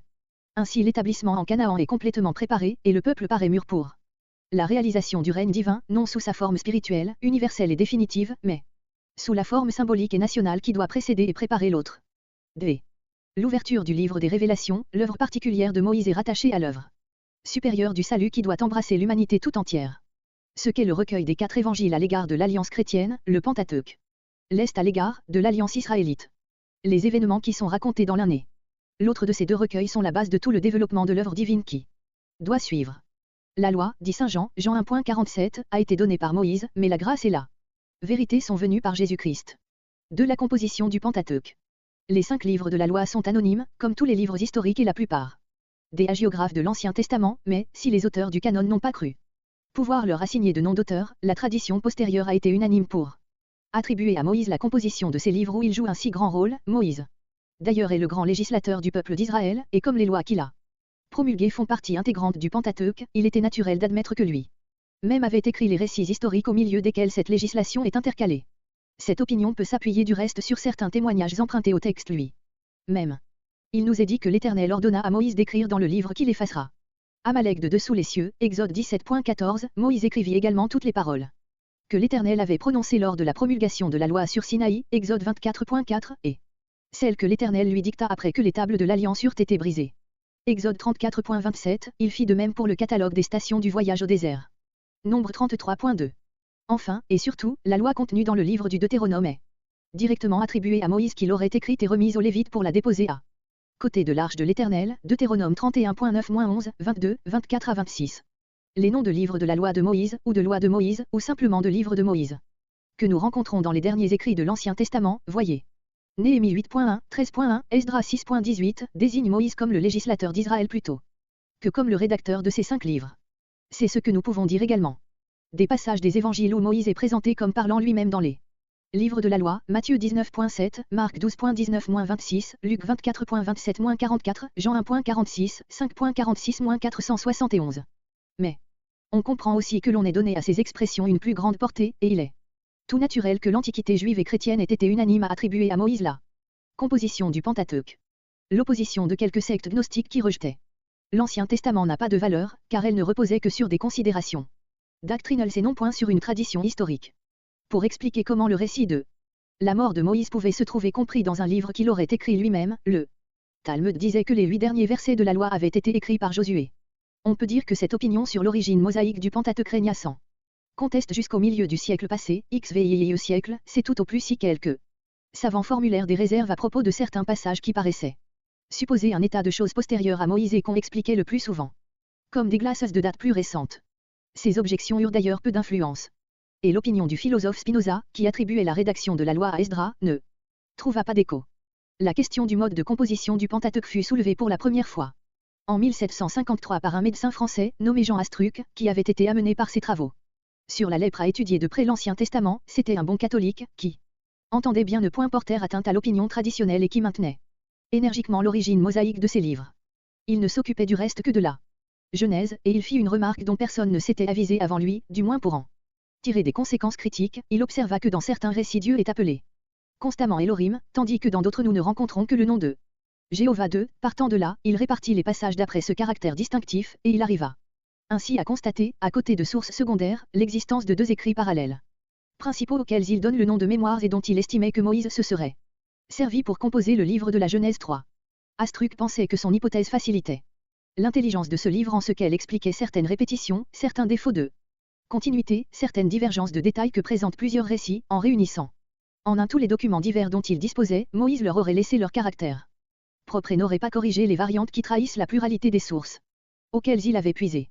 Ces observations ingénieuses du médecin français n'eurent pas le succès qu'elles méritaient, et elles demeurèrent plus ou moins inaperçues jusqu'aux dernières années du siècle passé. C'est seulement dans ce siècle-ci que l'étude du Pentateuque fut reprise avec un soin tout nouveau. Nous ne pouvons songer à donner ici un exposé détaillé de ce vaste travail critique qui n'est point encore arrivé à des résultats définitifs. Nous nous bornerons à indiquer les phases principales de ce développement et à signaler les opinions qui ont obtenu le plus de suffrages. Nous nous réservons de formuler nos propres conclusions à la fin de notre étude du Pentateuque. En suivant la voie ouverte par Astruc, plusieurs savants multiplièrent beaucoup le nombre des sources qui auraient été utilisées par Moïse dans la composition de la Genèse, et ils en vinrent à considérer ce livre comme une vaste compilation où l'auteur aurait réuni pêle-mêle tous les renseignements qu'il pouvait avoir sur les antiquités de son peuple et de l'humanité. Si cette hypothèse expliquait le caractère fragmentaire de plusieurs passages de la Genèse, elle méconnaissait l'existence du plan qui a présidé à la composition de ce livre, et elle ne rendait pas compte du lien manifeste qui rattache les unes aux autres certaines séries de récits. Pour éviter cet inconvénient, d'autres théologiens supposèrent qu'à la base de la Genèse se trouvait un écrit principal qui en aurait fourni le plan et les éléments essentiels. C'était celui où le nom d'Élohim est seul employé et qui commence avec le premier chapitre de la Genèse. Cet écrit aurait été complété plus tard par un rédacteur qui y aurait fait de nombreuses adjonctions et qui se serait servi du nom de Jéhovah. Cette théorie avait sur la précédente l'avantage d'accentuer fortement l'unité de plan de tous les récits éloïstes. Ceci formait ainsi le cadre dans lequel tous les autres passages auraient été intercalés. Cependant, la méthode qui avait conduit à démontrer l'existence d'un document éloïste suivi fut aussi appliquée aux fragments où le nom de Jéhovah était seul employé, et elle fit reconnaître que lorsqu'on les rapprochait les uns des autres, ils présentaient la même suite et la même unité que l'on avait constatée d'abord dans les morceaux éloïstes. On en revint ainsi à peu près à l'opinion émise déjà par Astruc qui, à côté de sources secondaires, avait reconnu l'existence de 2 mémoires principaux, l'un éloïste, l'autre jéhoviste. Les recherches critiques qui à l'origine n'avaient guère porté que sur la Genèse s'étendirent aux autres livres du Pentateuque. Le Deutéronome présentait une unité de composition et de style qui excluait la supposition de sources diverses, mais on observa que les 3 livres médiaux du Pentateuque, l'Exode, le Lévitique et les Nombres, avaient ce même caractère fragmentaire et ces mêmes répétitions que l'on avait constatées dans la Genèse. C'est ce qui engagea plusieurs savants à appliquer à ces livres les mêmes hypothèses qu'il avait admises pour se rendre compte de la composition de la Genèse. Il faut dire que l'on en était venu à ne plus attribuer à l'emploi des noms d'Élohim et de Jéhovah l'importance qu'on lui avait donnée d'abord, si cette différence des noms de Dieu avait été le premier fil conducteur qui avait amené à distinguer 2 documents principaux, ont reconnu que cette règle ne pouvait être maintenue d'une manière absolue. La plupart des critiques admirent en effet que si l'auteur appelé Élohiste ne se servait que du nom d'Élohim dans toute l'histoire patriarcale, il changeait de système à partir de là. Vocation de Moïse, Exode chapitre 6, et qu'après avoir dit comment Dieu se révéla alors sous le nom de Jéhovah, il n'employait plus que ce dernier nom dans toute la suite de sa narration, ce qui faisait disparaître dès ce moment du récit l'un des caractères au moyen desquels on avait distingué les 2 documents. D'autre part, plusieurs critiques crurent remarquer que certains morceaux où le nom d'Élohim était seul employé étaient cependant étroitement unis au récit jéhoviste, de telle sorte qu'il devenait impossible de les en séparer, tandis qu'ils différaient complètement par le style du document élohiste, et qu'ils ne rentraient pas dans son cadre. On conclut de tout cela qu'en ne se réglant que sur la différence des noms de Dieu on n'arrivait pas dans la Genèse elle-même à démêler complètement les matériaux appartenant à chaque document. Que, puisqu'après l'Exode chapitre 6 cette règle n'avait plus aucune application, si l'hypothèse des documents devait être maintenue, il fallait avoir recours pour les distinguer à d'autres caractères moins extérieurs. Disons enfin que plusieurs savants ont cru reconnaître dans le livre de Josué les traces des mêmes sources utilisées dans le Pentateuque et qu'ils en ont conclu que le récit de la conquête du pays de Canaan avait fait partie intégrante des écrits primitifs dont le rédacteur du Pentateuque se serait servi pour la composition de son livre. Cette rapide esquisse historique suffira pour faire comprendre comment le plus grand nombre des commentateurs modernes du Pentateuque ont été amenés à reconnaître dans ce grand ouvrage l'existence de 3 sources principales que nous appellerons documents élohistes, documents jéhovistes et Deutéronome, lors même que, d'après ce que nous venons de dire, les 2 premiers noms ne soient pas très heureusement trouvés. Cette hypothèse est appliquée par la plupart des critiques aux 6 premiers livres de l'Ancien Testament, tandis que d'autres ne l'admettent que pour le Pentateuque ou même seulement pour la Genèse. Enfin un petit groupe de théologiens se refuse absolument à entrer dans cette voie et conteste toute réalité à cette distinction des sources. Comme nous devrons souvent, dans le cours de notre étude, faire allusion à ces théories, nous croyons devoir indiquer ici quels sont, d'après les partisans de cette hypothèse, les traits distinctifs de chacun de ces documents, nous le ferons en suivant l'opinion de ceux qui estiment que ces sources se reconnaissent non seulement dans la Genèse, mais à travers tous les livres de la loi.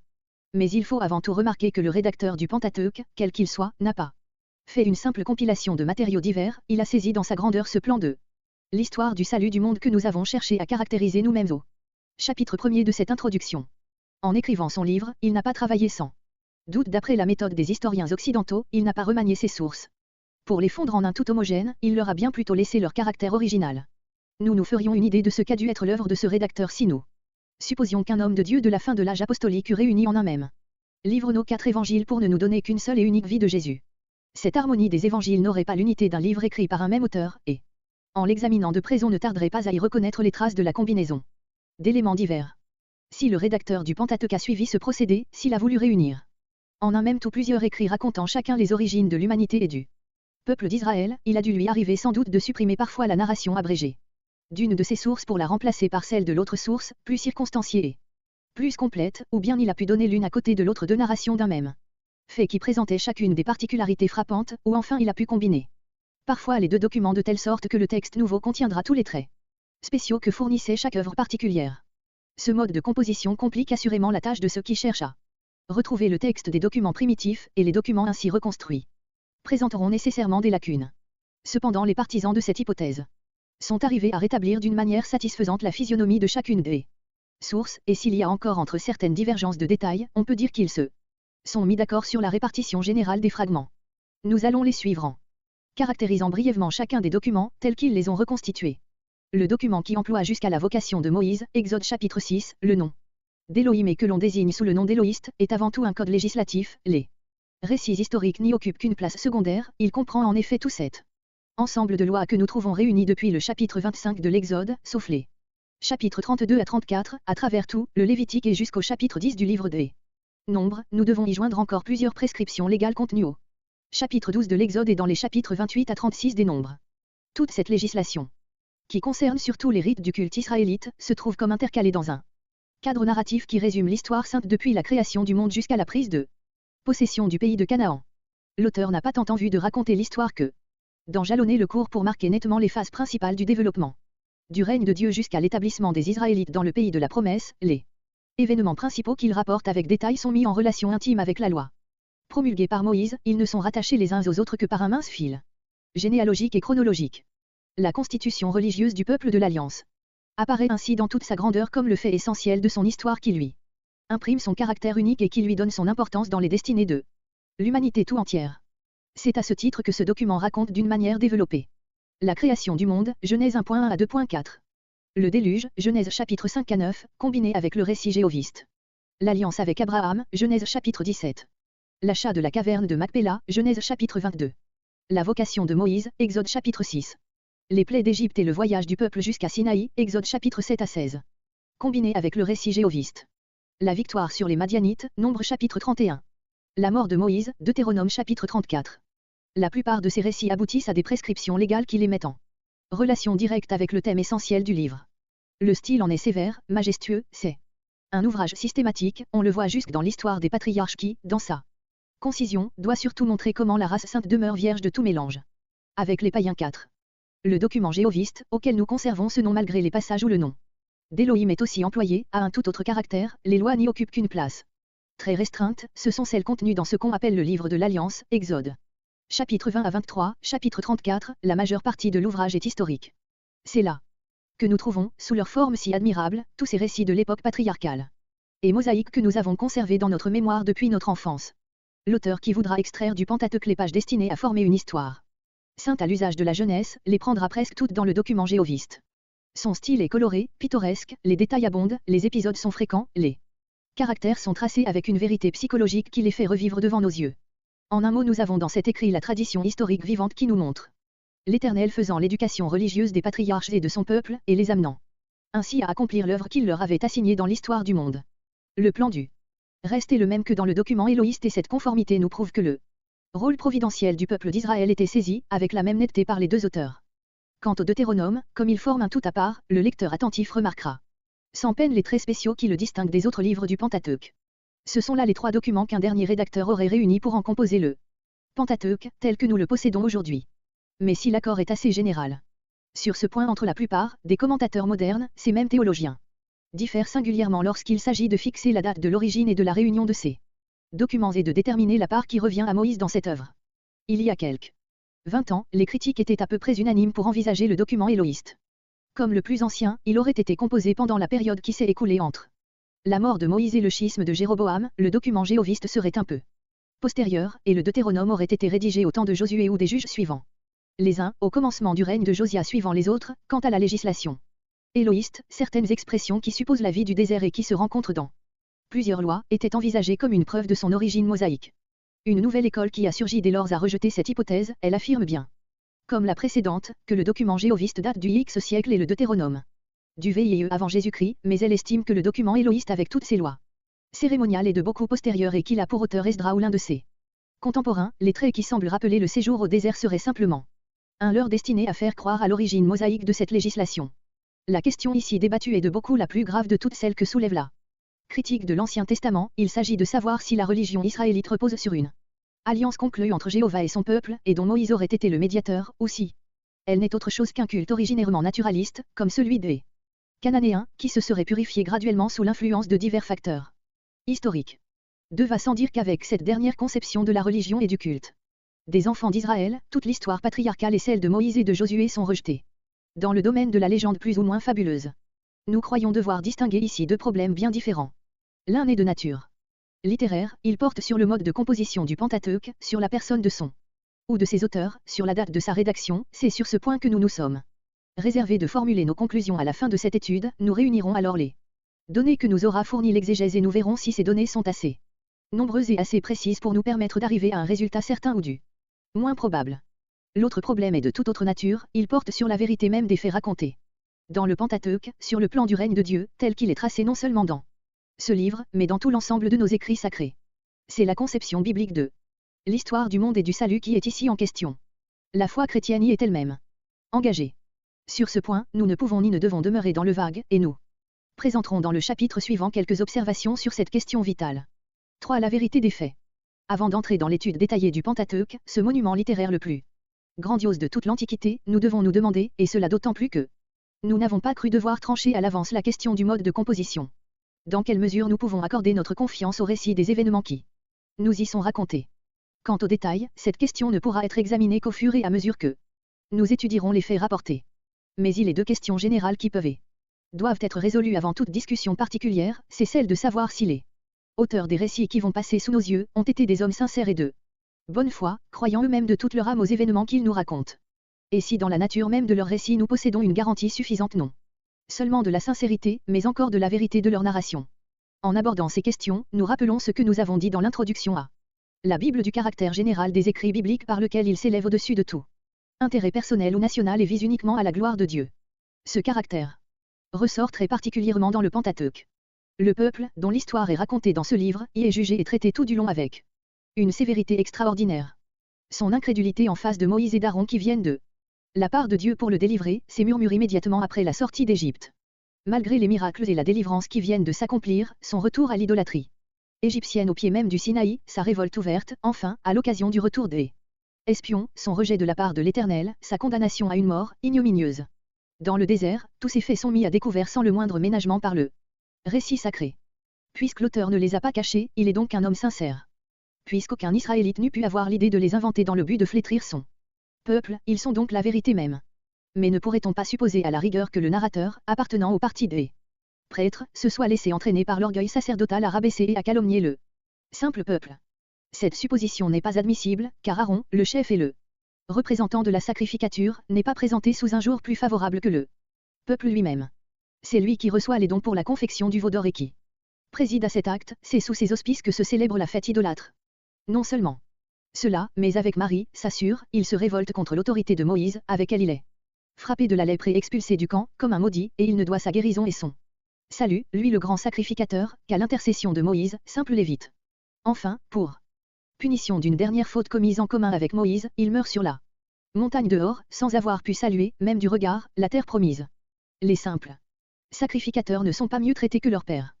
Deux d'entre eux deviennent les premiers profanateurs du sanctuaire et meurent consumés par le feu qui sort de l'autel. Et si l'on disait que de tels traits ont été imaginés par un lévite jaloux de la prépondérance accordée à la famille d'Aaron, comment expliquer le récit détaillé de la perfide et cruelle conduite de Lévi, le père de la tribu, envers les habitants de Sichem? Genèse chapitre 34, et, dans la bénédiction que Jacob donne à ses fils, la parole qu'il adresse à Lévi et qui devient pour lui une malédiction, Genèse 49.5-7, Siméon et Lévi. Son frère, instrument de violence dans leur demeure. Que mon âme n'entre point dans leur conseil secret, que ma gloire ne se joigne point à leur assemblée. Car ils ont tué les gens en leur colère et enlevé les buffles pour leur plaisir. Que leur colère soit maudite, car elle a été violente, et leur fureur, car elle a été rude. Je les diviserai en Jacob. Et les disperserai en Israël. La dissémination des Lévites dans tout le pays, qui en elle même devait être une bénédiction pour eux et pour tout le peuple, reçoit ainsi, aussi bien que la dispersion de Siméon, le caractère d'un châtiment. Y a-t-il là un esprit de partialité en faveur de la tribu lévitique ou de la famille sacerdotale? Non, tout honneur est donné à Dieu, ce qu'il y a de plus élevé en Israël doit se courber sous son jugement. Ou bien cette histoire serait-elle peut-être l'œuvre d'un parti hostile au clergé, aussi bien qu'au peuple, le parti des prophètes. Ce serait Moïse, le grand prophète d'Israël, le prophète par excellence, que le Pentateuque tendrait à glorifier, afin de donner le premier rang à l'ordre dont il est le chef. Mais Moïse n'est pas moins humilié et jugé dans ce récit que le peuple et les sacrificateurs. Son premier pas dans l'œuvre qu'il médite, c'est un meurtre. Quand, après 40 ans d'attente et d'humiliation au désert, il est appelé de Dieu, il oppose à cette invitation une incrédulité persévérante, qui va jusqu'à irriter l'Éternel lui-même. Enfin, l'un de ses derniers actes est de désobéir à l'Éternel et de s'attirer ainsi la même punition dont était frappé le peuple entier pour sa révolte, celle de voir la terre promise se fermer devant lui. Il ne lui est accordé, à lui le serviteur dévoué de Dieu et du peuple, que la grâce de contempler de loin le pays si longtemps désiré. L'esprit d'une telle histoire n'est certes pas celui de la glorification de Moïse. Le récit du Pentateuque ne procède pas autrement avec tous les autres personnages remarquables de l'histoire. Le principal d'entre eux, qui seul peut être mis à côté d'eux, Moïse, Abraham, se laisse 2 fois entraîner au péché de mentir et doit subir pour ce fait la correction d'un roi païen. Lui, le prophète et le bien-aimé de l'Éternel, se laisse entraîner par l'incrédulité de sa femme et par la sienne propre à désespérer de l'accomplissement de la promesse divine et à recourir à un moyen charnel et tout humain, dont l'emploi est puni par toute une série de troubles domestiques qui en Résulte, tellement que, s'il obtient de Dieu le titre de juste, ce n'est point en raison de ses œuvres, mais en dépit de ses œuvres et uniquement, comme le déclare le récit, en raison de sa foi.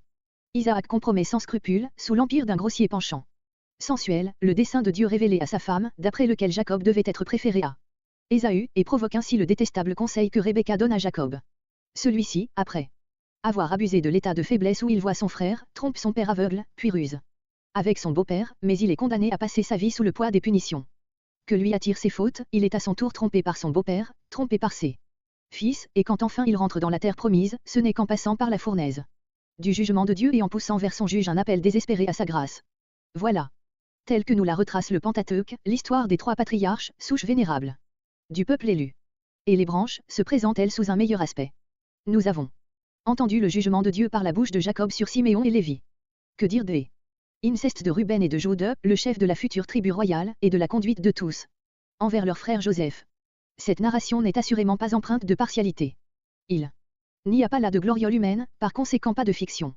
Et même à supposer qu'une telle histoire fut inventée, quel homme, je vous prie, eût été assez habile pour la faire accepter d'un peuple qui n'en aurait pas connu avec certitude la vérité et la faire lire et relire avec dévotion et humiliation, d'âge en âge, par toutes les familles israélites. Une telle histoire porte donc en elle-même la preuve de la sincérité de son ou de ses narrateurs, bien plus de la vérité historique des faits qu'elle raconte. Nous ne parlons naturellement que de la marche des faits dans leur ensemble, et nous ne voulons point exclure par là la possibilité d'erreurs involontaires et de détails. Une objection s'élève cependant, celle qui provient des récits de faits miraculeux. Est-il réellement possible qu'une volonté supérieure intervienne dans l'enchaînement rigoureux des faits déterminés par les lois de la nature? Ou bien est-il vraisemblable que Dieu ait assez maladroitement constitué le monde au début, pour qu'il doive venir y apporter des corrections après coup? Avant tout, remarquons que ce sont là des questions spéculatives, théoriques, et que ce n'est pas à la théorie qu'il appartient de maîtriser les faits, mais aux faits à fournir les éléments de la théorie. Or nous venons de remarquer en général que l'histoire renfermée dans le Pentateuque présente un ensemble de faits nécessairement réels, et les preuves que nous avons données s'appliquent tout particulièrement aux faits miraculeux. Car la plupart d'entre ceux qui nous sont rapportés sont en relation étroite avec les péchés du peuple et de ses héros, péchés que rien n'aurait pu porter à inventer. Les premiers miracles proprement dits sont ceux qui accompagnent la vocation de Moïse dans le désert, or ils sont motivés par la résistance obstinée de Moïse et par la prévision de l'incrédulité du peuple. Plus tard, c'est l'esprit de murmure et de révolte dont le peuple est animé qui provoque un grand nombre des miracles du désert. Les eaux jaillissant du rocher, l'arrivée des cailles au moment annoncé, la guérison par le serpent d'airain, sont autant de monuments de la culpabilité du peuple non moins que de la bonté de Dieu. Ces miracles sont-ils fictifs? Les rébellions qui les ont provoqués doivent l'être aussi. Ces rébellions ne sauraient-elles être inventées? Les miracles qui les accompagnent ne le sont pas non plus. Remarquons, en passant, qu'il est entièrement faux de dire, comme on le fait souvent, que les miracles sont plus nombreux dans l'histoire des temps les plus reculés et les plus ténébreux, et qu'ils deviennent de plus en plus rares à mesure que l'on se rapproche des époques plus éclairées. C'est le contraire qui est vrai. Pendant les 2500 années qui précèdent le temps de Moïse, l'histoire sainte ne raconte pas un seul miracle proprement dit, c'est-à-dire un fait surnaturel opéré dans le domaine de la nature, car nous ne pouvons ranger dans cette catégorie ni le déluge, ni les apparitions divines ou théophanies, ni même la naissance d'Isaac. Or ce seraient les seuls faits à citer. C'est avec l'appel de Moïse que commencent vraiment les miracles, et cela en relation avec la révélation de Dieu comme Jéhovah, c'est-à-dire comme l'être qui seul est ce qu'il était, qui par conséquent donne l'être à tout ce qui était seul le fait être ce qu'il est.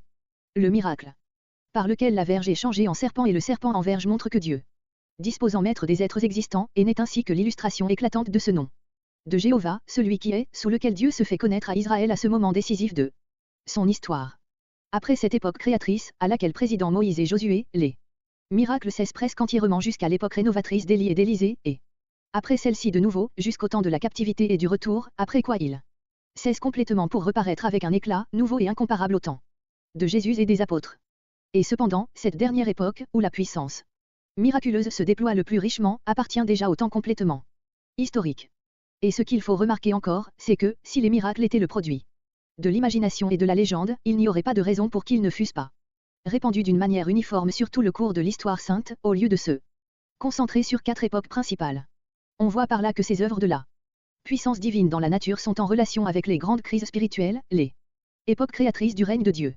Et l'on peut comprendre par là combien il est absurde de demander, comme on l'a fait, pour preuve de la possibilité du miracle, la résurrection d'un mort opéré à un moment fixé, sans relation aucune avec le règne de Dieu, en présence d'une assemblée d'académiciens convoqués ad hoc. On nie la possibilité du miracle par la raison que la matière a ses lois qui ne permettent pas d'exception. Mais ceux qui parlent de la sorte savent-ils ce que c'est que la matière? La science parle d'atomes, mais l'idée même d'un atome renferme une contradiction. Si l'atome est matériel, il est encore divisible et par conséquent n'est pas atome, insécable. Étymologiquement, s'il est immatériel, comment une réunion d'êtres immatériels peut-elle former la matière? On est donc amené à n'envisager toutes les apparences sensibles que comme le résultat de la combinaison ou du croisement d'un certain nombre de forces. Qu'y a-t-il dans ce cas d'inconcevable à ce qu'une force supérieure, agissant au service d'une volonté libre et consciente d'elle-même, intervienne dans le jeu des forces naturelles pour en modifier l'action, exactement comme notre volonté spontanée intervient à tout moment dans le jeu des forces organiques de notre corps, pour en tirer des effets que d'elles-mêmes elles n'eussent jamais produits. Quoi qu'il en soit de cette question, qui probablement restera à jamais insoluble pour la science, ce que nous savons certainement, nous qui croyons en Dieu, c'est que la matière est le produit de la volonté, et que par conséquent elle demeure au pouvoir de la volonté qui l'a fait apparaître et qui lui a donné ses lois. C'est également en vain que l'on prétend qu'en intervenant directement dans le domaine de la nature, la volonté suprême corrigerait elle-même son œuvre.